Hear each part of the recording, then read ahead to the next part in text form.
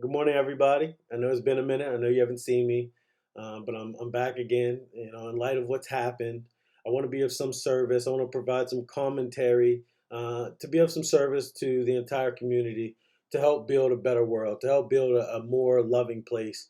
I hope that that's everybody else's agenda, right? So here I am. I'm just doing what I can. I don't. I'm not going to be perfect. I know I said that I wouldn't script these things, but here I am. I scripted because I want to give you a lot of information in a short period of time, as well as I want to be effective. So first and foremost, today I woke up with a feeling of anxiety, as I actually have for the past say 10 plus years, and the first thought is like of death, and I have to fight through that just to get my day started, and I have for, like I said, the past 10 years.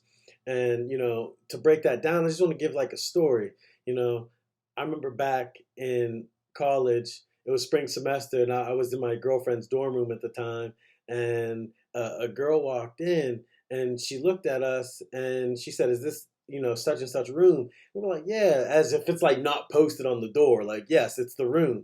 And she turns around and walks away. Well, the girl who's divvying out rooms for the incoming freshmen calls up and says, "Hey, is Evan in your room?" And my girlfriend's like, "Yeah." And she goes, "Well, a girl just came down and requested a room change because there's a big scary black guy in your room."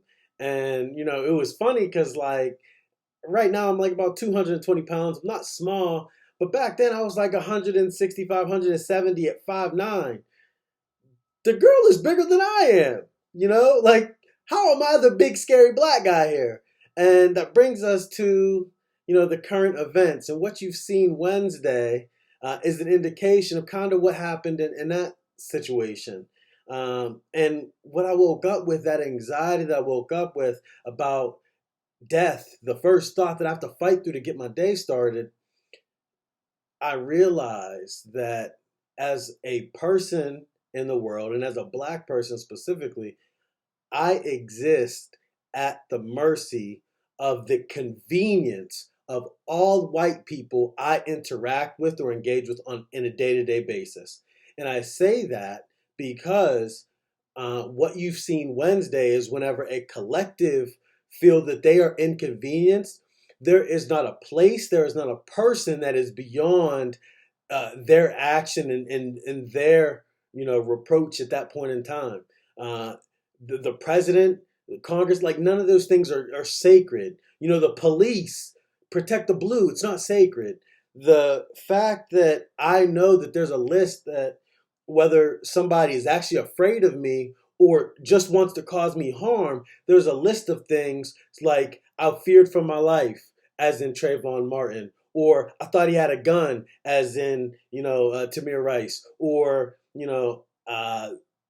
what you see is there's patriotism, terrorism. There's these list of things. No matter when somebody wants to cause harm to me, they just got to run to that list of things and say those things. And it doesn't even have to be applicable to the situation, but they'll be able to move on with their lives most likely. We continue to see it day to day, and I'm aware of it. And the fact that I have to start my video off in a light way so that people will watch to the 3 minute and 40 second mark is the inherent problem. The fact that I know that I have friends, white and black both, that will scroll past this and that will move past this as if they have nothing, or that they had no time throughout the day. They will say, "I didn't have time." Like, bitch, we sent memes all day. You had the time. You chose to use your time in a different way, which, that's okay, but acknowledge it for what it is. Um,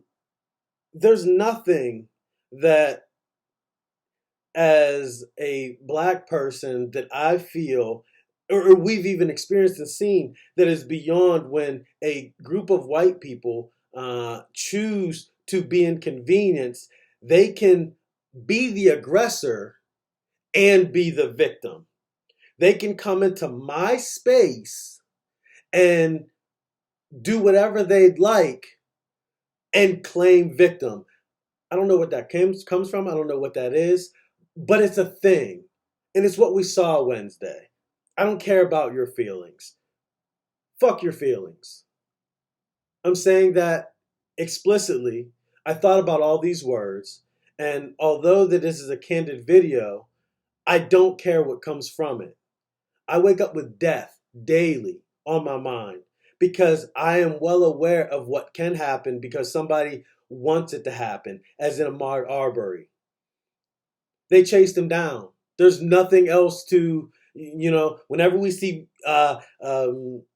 people being shot in the back, like in Antoine Rose, they're not a threat. When people attack the police, kill a police officer, they're still not seen as a threat. That's not accidental. Now you can't say that no one told you. This isn't up for debate. I will continue to provide as much education as I can moving forward if you would like. I'm not hard to find. However, you can't say no one told you.